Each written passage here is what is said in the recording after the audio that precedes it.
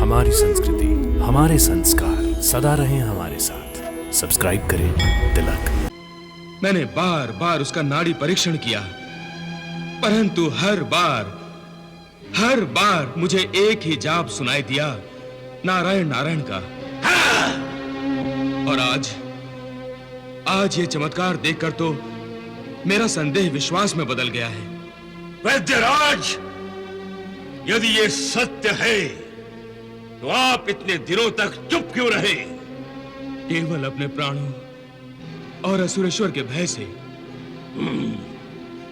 परंतु आपके पास यह सत्य बताने के लिए मैं इसलिए आया हूं कि आप बुद्धिमान ही नहीं, महाज्ञानी भी हैं। आप मेरी बात की तह तक अवश्य पहुंच जाएंगे। ऐसा कैसे हो सकता है? मुझे तो अब भी विश्वास नहीं हो रहा है, अब भी विश्वास नहीं हो रहा है। इसमें विश्वास न करने का कोई कारण ही नहीं है, क्योंकि रानी कयाधु असुर कन्या नहीं है, नाग कन्या है, नागलोक से आई हुई है। और आप तो जानते ही हैं कि सारा नागलोक विष्णु भक्त है, विष्णु भक्त।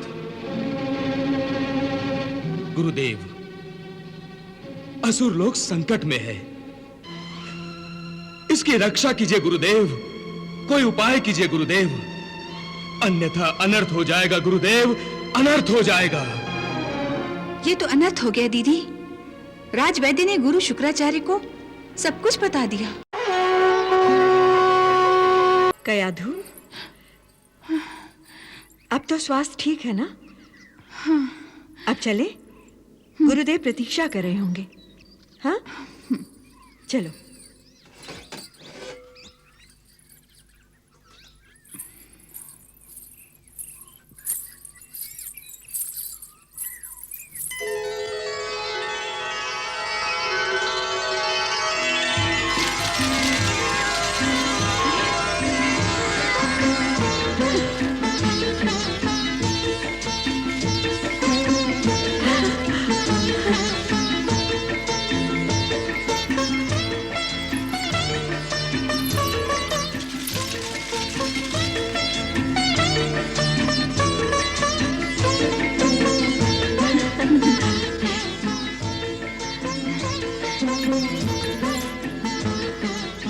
दीदी, ये तो चमत्कार हो गया। लगता है इन पेड़ों ने मेरी बात सुन ली है, तभी तो रास्ते में फूल बरसाकर मेरे पैरों को जलने से बचा लिया। ये चमत्कार नहीं है कयाधु, ये लीला है, लीला। लीला? परंतु किसकी? अरे पगली, अभी भी नहीं समझी? नहीं दीदी। ये तो असुरेश्वर हिरण्यकश्यप की लीला है। तपस्या के बीच तुम्हारा ध्यान आ गया होगा। हाँ कयाधु, असल में असुरेश्वर तुमसे बहुत ही अधिक प्रेम करते हैं, और इसीलिए तुमसे दूर तपस्या में लीन रहते हुए भी उन्होंने तुम्हारे मन की बात और अंतर की व्यथा सुन ली, और उन्होंने ही अपनी माया से तुम्हारे पथ के शूलों को फूलों में बदल दिया, ताकि तुम्हें चलने में कोई कष्ट ना हो। चलो।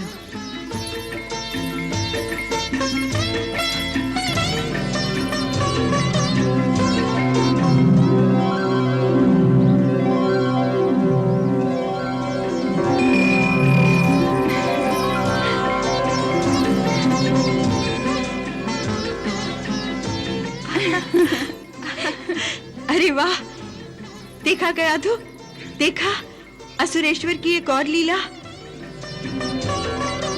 दीदी, आप बहुत भोली हैं, इसलिए इस चमत्कार को असुरेश्वर की लीला समझ रही हैं। परंतु ये सत्य नहीं है, क्योंकि असुरेश्वर केवल माया दिखा सकते हैं, लीला दिखाना तो भगवान का काम है।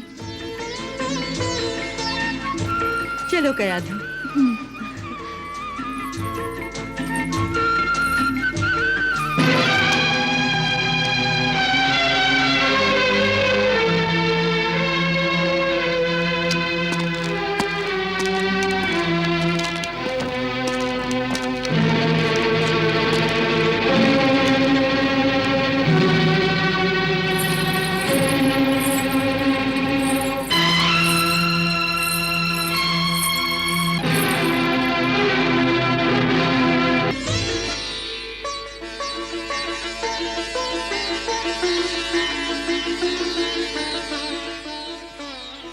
उठो कयाधु।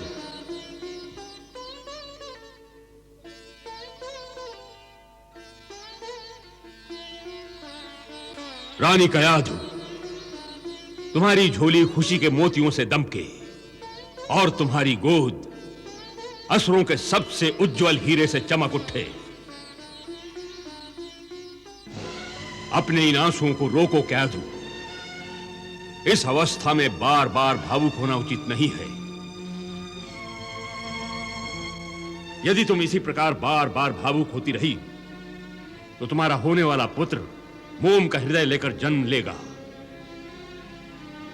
उसमें असुरों की कठोरता का अभाव होगा।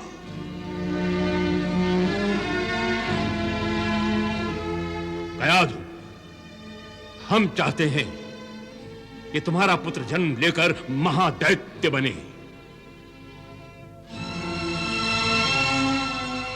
अखंड सौभाग्यवती भव। गुरुदेव, अब आज्ञा दीजिए। अवश्य।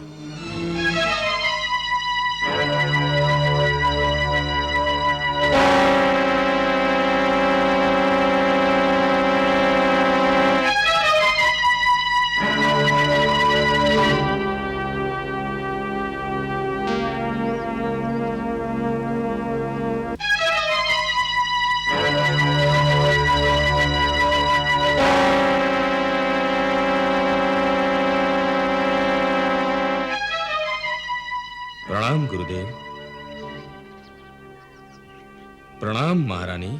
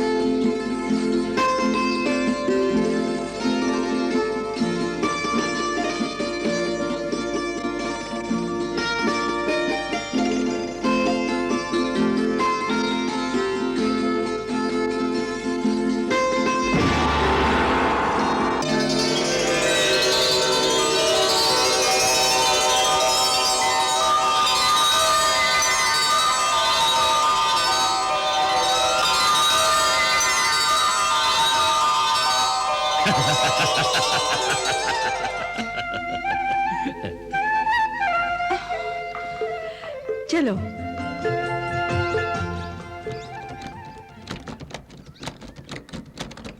चलो राजवैद्य।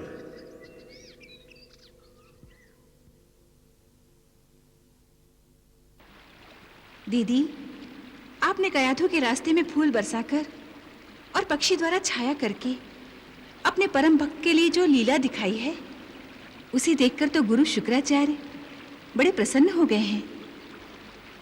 क्योंकि वो इसे अपने आशीर्वाद का प्रताप फल समझ रहे हैं। परंतु राजवैद्य इसे ताड़ गए हैं। उनका संदेह अब विश्वास में बदल गया है। उनके अंतर में अवश्य उथल पुथल मच गई होगी। वैद्यराज, अपनी जिह्वा को लगाम दीजिए। आपने रानी कयाधु पर नहीं बल्कि मेरे आशीर्वाद पर संदेह किया है।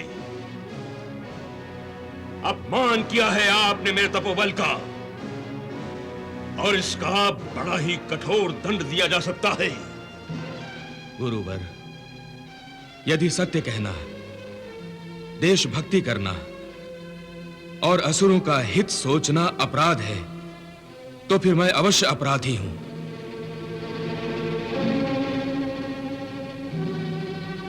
परंतु सत्य यही है कि मैंने कयाधु की नाड़ी से नारायण शब्द का जाप सुना है, और इस शंका को मिटाने के लिए मैंने बार बार उसका नाड़ी परीक्षण किया, परंतु हर बार मुझे एक ही जाप सुनाई दिया, नारायण नारायण का। और आज ये चमत्कार देखकर तो मेरा संदेह विश्वास में बदल गया है। वैद्यराज, यदि ये सत्य है तो आप इतने दिनों तक चुप क्यों रहे? केवल अपने प्राणों और असुरेश्वर के भय से। परंतु आपके पास यह सत्य बताने के लिए मैं इसलिए आया हूं कि आप बुद्धिमान ही नहीं, महाज्ञानी भी हैं। आप मेरी बात की तह तक अवश्य पहुंच जाएंगे। ऐसा कैसे हो सकता है? मुझे तो अब भी विश्वास नहीं हो रहा है, अब भी विश्वास नहीं हो रहा है। इसमें विश्वास न करने का कोई कारण ही नहीं है, क्योंकि रानी कयाधु असुर कन्या नहीं है, नाग कन्या है, नागलोक से आई हुई है। और आप तो जानते ही हैं कि सारा नागलोक विष्णु भक्त है, विष्णु भक्त। गुरुदेव, असुर लोक संकट में है, इसकी रक्षा कीजिए गुरुदेव, कोई उपाय कीजिए गुरुदेव, अन्यथा अनर्थ हो जाएगा गुरुदेव, अनर्थ हो जाएगा। ये तो अनर्थ हो गया दीदी। राजवैद्य ने गुरु शुक्राचार्य को सब कुछ बता दिया। अब शुक्राचार्य अपने तपोबल के द्वारा अवश्य ही जान जाएंगे कि कयाधु की नाड़ी से नारायण नारायण का जाप क्यों सुनाई दे रहा है। उमा, सत्य तो सारी सृष्टि में व्याप्त होता है, उसे भला कब तक छुपाया जा सकता है?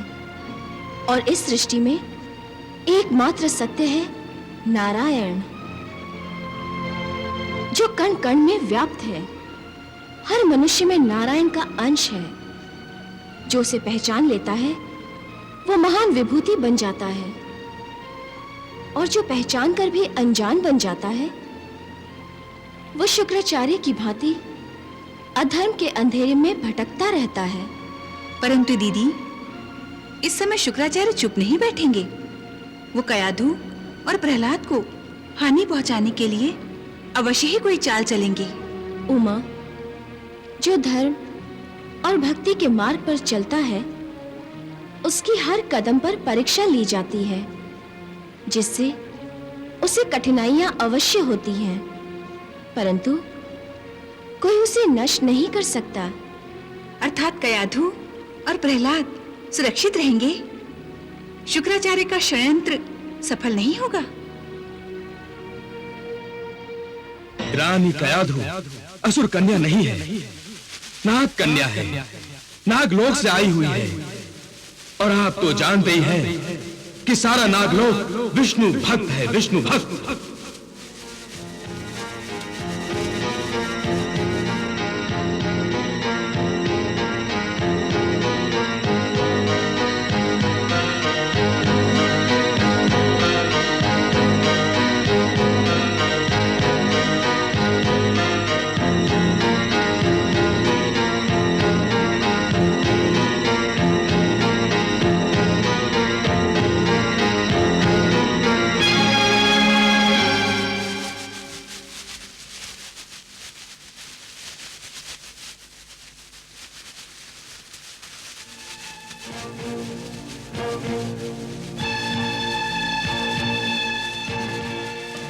गुरुदेव, ये षड्यंत्र है गुरुदेव, षड्यंत्र। देवताओं ने कयाधु को माध्यम बनाकर अवश्य कोई चाल चली है। नहीं गुरुदेव, कयाधु की अंतरात्मा निरंतर नारायण का जाप कर रही है। नहीं गुरुदेव, असुरों का अस्तित्व संकट में है गुरुदेव, संकट में है। और इस संकट को आप ही टाल सकते हैं गुरुदेव, केवल आप ही टाल सकते हैं। नहीं!